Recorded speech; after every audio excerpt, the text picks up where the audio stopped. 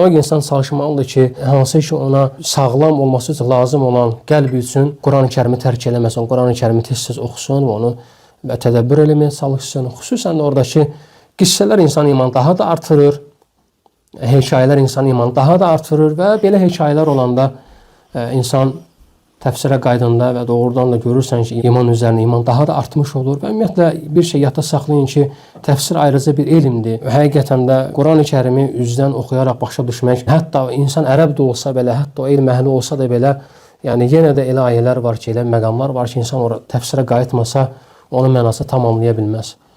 Və doğrudan təfsir insan qaydanda həm təfsirdə, həm həmən ayənin mənaca kəlməsini və həmən ayənin üzərində tətbiq olunan şərii qaydaları görmüş olur. Həmçinin həmən ayəyə aid hədisləri oxuyanda təbii ki, bu insanın imanının artmasına səbəb olur. Və təfsir mühüm və oxumaq lazımdır və dedik ki, Quran qiraəti ilə yanaşı bunu yerinə yetirmək əlbəttə gözəl əməllərdəndir.